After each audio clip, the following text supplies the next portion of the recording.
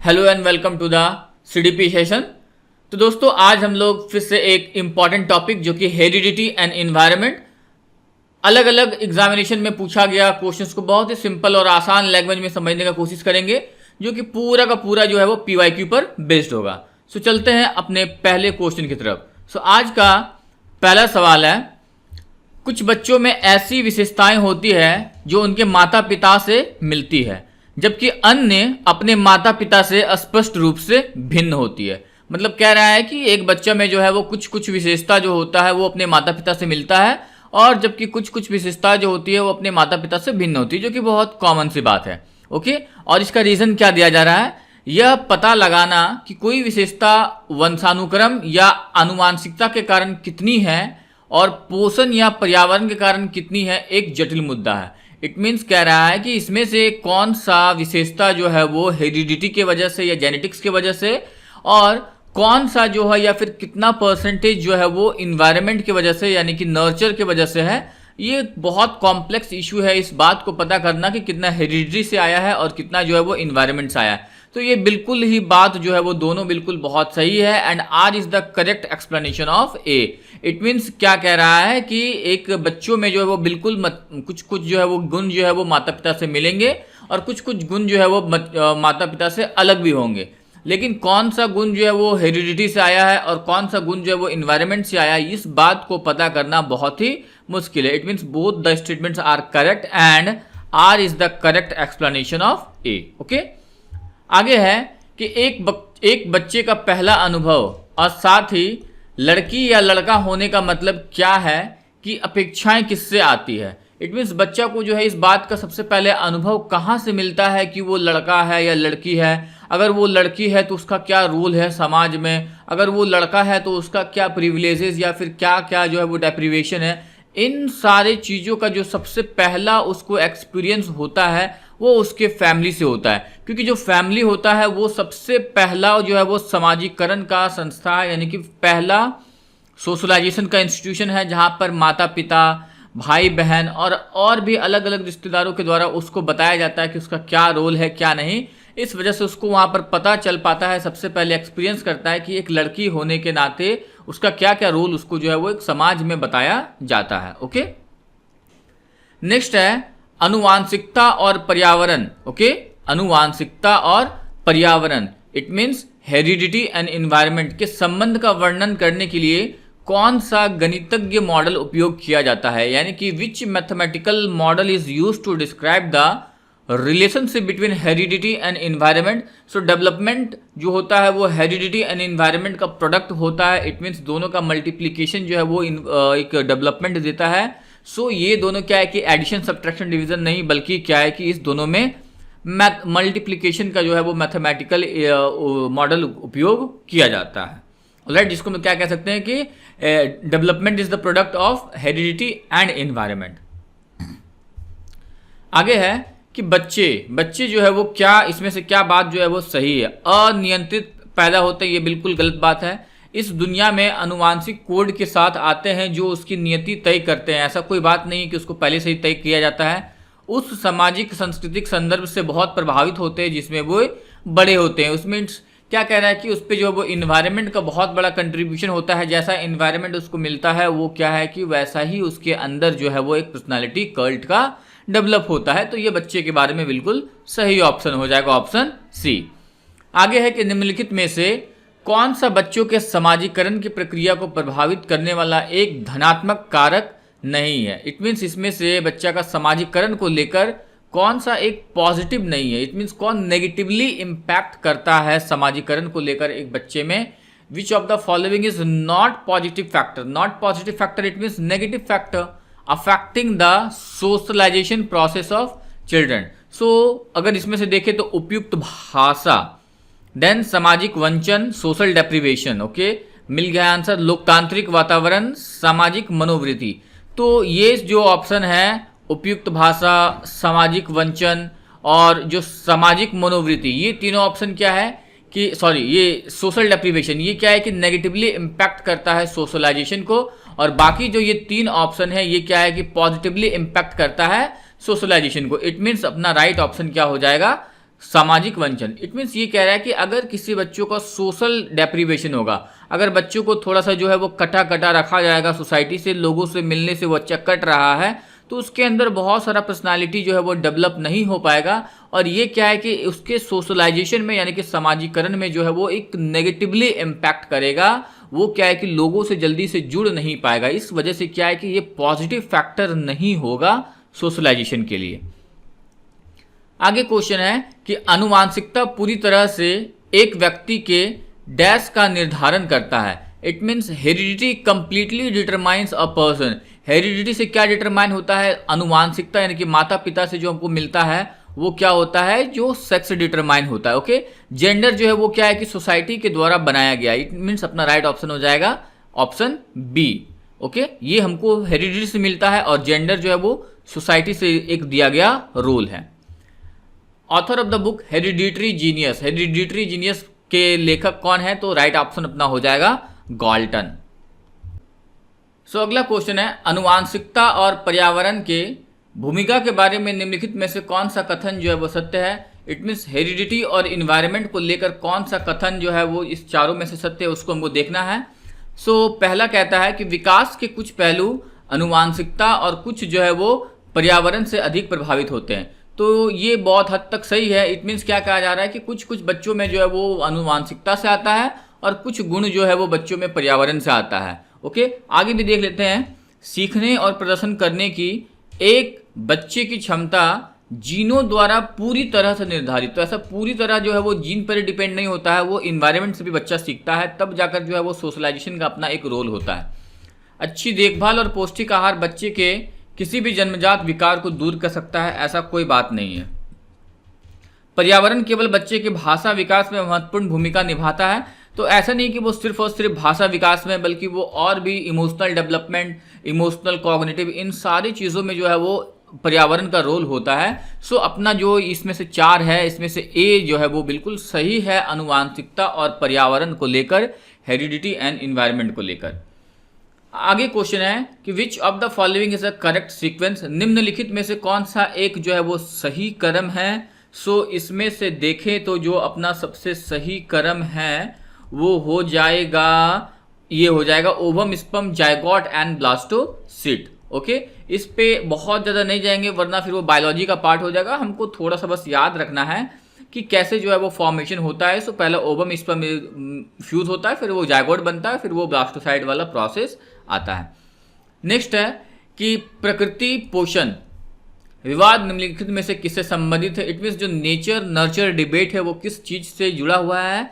ये nature nurture word जो है बहुत इंपॉर्टेंट है, इसको हमको समझना है। इससे कई बार बहुत सारा क्वेश्चन जो मेरा सॉल्व हो जाता है। नेचर का मतलब क्या होगा? हेरिडिटी और आनुवांशिकता, और नर्चर का मतलब कि कैसे पालन पोषण किए, तो पालन पोषण का मतलब इन्वायरमेंट, सोशलाइजेशन से वो जुड़ा हुआ आ जाएगा। सो ये अपना हो जाएगा genetics and environment is the right answer. Okay, genetics जो है वो हो जाएगा नेचर एंड इन्वायरमेंट जो है वो हो जाएगा नर्चर। आगे है कि व्यक्तियों में एक दूसरे से भिन्नता क्यों आती है? Why do individuals differ from one another. So एक आदमी जो है वो दूसरे आदमी से डिफरेंस क्यों होता है, भिन्न क्यों होता है? क्योंकि हर एक किसी का क्या होता है कि एक तो पहला बात उनमें आनुवांशिकता यानी कि हेरिडिटरी फीचर्स जो होता है वो डिफरेंट होता है। सेकंड थिंग क्या होता है कि उसमें जो है वो इन्वायरमेंट, दोनों का जो लालन पालन हुआ है, जो पोषण हुआ है, वो दोनों का बहुत डिफरेंट होता है। इस वजह से दो इंसान जो है वो एक दूसरे से अलग होता है। It means the interplay of hereditary and environment make people different from each other. Okay, so इसमें से देखें तो अपना सबसे बेस्ट ऑप्शन क्या हो जाएगा? Due to the interplay between the heredity and environment, वंशानुक्रम और वातावरण के बीच अन्यान्क्रिया के कारण जो है वो दो इंसान के बीच में भिन्न होता है, यानी कि डिफरेंसेस आता है। ओके, कोई भी इंसान में जो डिफरेंसेस होता है वो किसकी वजह से होता है? तो एक तो heredity and second thing is environment. Very important point of this chapter, इसको याद रखना है। इसी पर बेस्ड मोस्टली क्वेश्चन आने का चांसेस है कि इस पर बेस्ड क्वेश्चन बन जाएगा। बट अगर इसके अलावा भी कुछ आए तो उसके लिए हम लोग बहुत सारे क्वेश्चन सॉल्व कर रहे हैं जहाँ से आप बिल्कुल आसानी से सॉल्व कर सकते हैं। आगे है कि वह अवस्था जो कि माता के 21वें गुणसूत्र जोड़े के अलग ना हो पाने के कारण होती है, क्या कहलाती है? The condition which occurs due to the failure of the separation of the 21st pair of chromosomes of the mother is called। Actually क्या होता है कि हमारे जो होता है क्रोमोजोम का फॉर्मेशन वो क्या होता है कि 46 होता है, यानी 23 पेयर्स का जो है वो क्रोमोसोम्स के सेट से जो है वो बनता है। लेकिन कई बार क्या होता है कि 21st पेयर में थोड़ा सा गड़बड़ होने की वजह से और हम लोग का 46 की वजह पर कई बार 47 क्रोमोसोम्स बन जाता है, और जिसकी वजह से एक डिजीज़ हो जाता है जिसको हम लोग क्या है कि डाउन सिंड्रोम्स जो है वो कहते हैं। ओके, इस पर बहुत ज़्यादा नहीं जाएंगे, वही बात फिर बायोलॉजी का पार्ट आ जाएगा, तो इसको हम लोग कम ही रखते हैं। आगे है कि सामान्य संयुक्त कोशिका में गुणसूत्रों के जोड़े होते हैं। The number of chromosome pairs in a normal cell.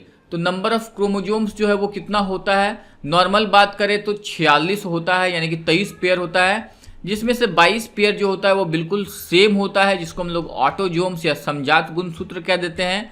और जो 23वां पेयर होता है वो क्या होता है कि थोड़ा सा डिफरेंस होता है, जिसको हम लोग हेट्रोजोम्स या विषमजात कहते हैं। और ये 23वां पेयर डिसाइड करता है कि वो लड़का होगा या फिर लड़की होगा। Okay, so the number of chromosomes pair जो है वो नॉर्मल सेल में कितना हो जाएगा, 23 हो जाएगा। नेक्स्ट है कि इनमें से किनका नाम सुजनन शास्त्र के पिता से जुड़ा हुआ है, whose name is associated with the father of eugenics. So father of eugenics किसको हम लोग कह देते हैं, गाल्टन को। What is meant by the nature in the nature nurture debate, यानी कि प्रकृति पोषण विवाद जो है, इसमें प्रकृति का मतलब क्या है, तो जस्ट अभी हमने समझा नेचर का मतलब हमेशा हेरिडिटरी एंड नर्चर का मतलब कि लालन पालन कैसे हुआ है। तो नर्चर का जो लिटरल मीनिंग होता है वही होता है लालन पालन पोषण करना। तो नर्चर जो होता है वो इन्वायरमेंट को बताता है। सो अगर नेचर के बारे में पूछा जा रहा है तो नेचर क्या हो जाएगा, हेरिडिटरी से रिलेटेड हो जाएगा। तो यहाँ पर हम देखें तो बायोलॉजिकल गिवेंस और हेरिडिटरी इंफॉर्मेशन, तो ये बिल्कुल अपना राइट ऑप्शन हो जाएगा नेचर का मतलब, नेचर नर्चर डिबेट में। आगे का सवाल है एक, आर्जव तर्क देता है कि भाषा विकास व्यक्ति की नैसर्गिक प्रवृत्ति से प्रभावित होता है, जबकि सोनाली महसूस करती है कि यह परिवेश से प्रभावित होता है। आर्जव और सोनाली के बीच यह चर्चा किस विषय में है।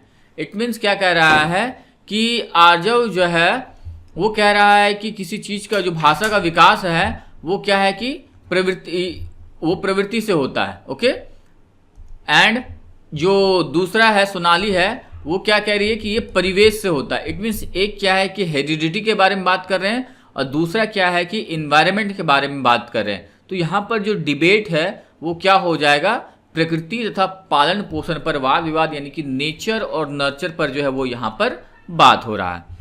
नेक्स्ट है, बच्चे के विकास में अनुवांशिकता और वातावरण की भूमिका के बारे में निम्नलिखित में से कौन सा सत्य है। So which of the following is true about the role of heredity and environment in the development of a child. मतलब कि हेरिडिटी का और इन्वायरमेंट को लेकर जो है वो किसी डेवलपमेंट, अगर किसी चाइल्ड का डेवलपमेंट के बारे में बात कर रहे हैं तो कौन सा बात जो है वो यहाँ पर सही कहा गया है।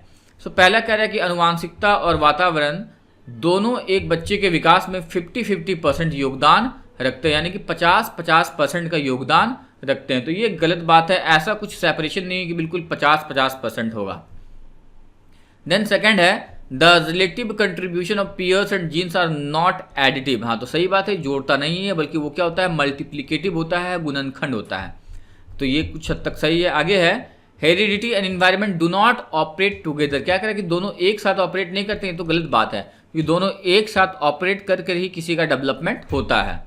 नेक्स्ट है, propensity is related to environment while actual development requires heredity. सहज रुझान वातावरण से संबंधित है, जबकि वास्तविक विकास के लिए ऐसा कुछ नहीं है कि एक वास्तविक के लिए है और दूसरा जो है वो ऐसा ही। तो इसमें से देखें तो जो ऑप्शन बी है अपना, वो सबसे सटीक बैठ रहा है अनुवांशिकता और वातावरण के लिए। मतलब सिंपल सा अगर आसान भाषा में कहें तो ऐसा कुछ सेपरेशन नहीं है कि 50% जो है वो अनुवांशिकता से और 50% जो है वो वातावरण से होता है, और ऐसा भी नहीं है कि दोनों एक साथ काम नहीं करते हैं। इस वजह से ये सारे स्टेटमेंट गलत हो गया।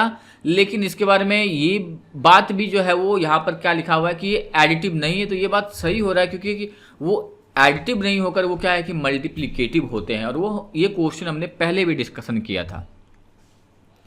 आगे है कि human personality is the result of, मानव व्यक्तित्व किस चीज का परिणाम है। सो ह्यूमन पर्सनालिटी जो है वो रिजल्ट है किस चीज का। सो हेरिडिटी का नहीं, बल्कि क्या है कि हेरिडिटी एंड इन्वायरमेंट, इन दोनों का ही जो है वो रिजल्ट होता है। आगे है कि एक 6 वर्ष की लड़की खेल कूद में असाधारण योग्यता का प्रदर्शन करती, ठीक है, एक बच्ची है जो कि बहुत अच्छा प्रदर्शन करती है, उसके माता पिता दोनों ही खिलाड़ी, अच्छा दोनों माता पिता जो है वो खिलाड़ी है, बहुत अच्छी बात है। उसे नित्य प्रशिक्षण भी देते हैं, उसे गाइडेंस भी देते हैं। बहुत संभव है कि उसकी क्षमताएं निम्नलिखित दोनों के बीच परस्पर प्रतिक्रिया का परिणाम होगी। मतलब क्या कह रहा है कि बहुत संभव यह है कि दोनों के बीच जो है जो दोनों का जो क्षमता है उसके वजह से, एक हेरिडिटरी की वजह से या फिर किस वजह से जो ये चीज़ आया है। सो अ 6 year old shows exceptional sporting ability. Both of her parents are sports person and coach her every day. It is very likely that her capabilities will be the result of an interaction between.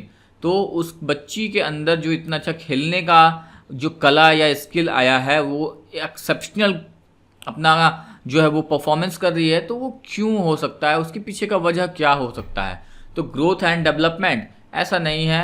Then health and training, तो ठीक है, ये भी एक aspect है। Discipline and nutrition, ये भी एक पहलू है। ये सारा का भी रोल अपना अपना है, लेकिन जो सबसे बेहतर होता है वो क्या होता है कि हेरिडिटी एंड इन्वायरमेंट का, क्योंकि कुछ गुण जो है वो हम लोग हेरिडिटी से लेते हैं और बहुत सारा चीज़ क्या है कि इन्वायरमेंट से, जो उसके माता पिता जो है उसको डेली गाइडेंस के थ्रू यानी कि कोचिंग के थ्रू प्रोवाइड कर रहे हैं।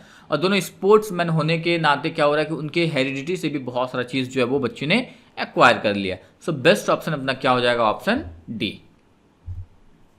आगे है कि परिवार एक साधन है, family is a means of. तो फैमिली से क्या है कि हमको एक इनफॉर्मल एजुकेशन मिलता है, यानी कि अनौपचारिक शिक्षा।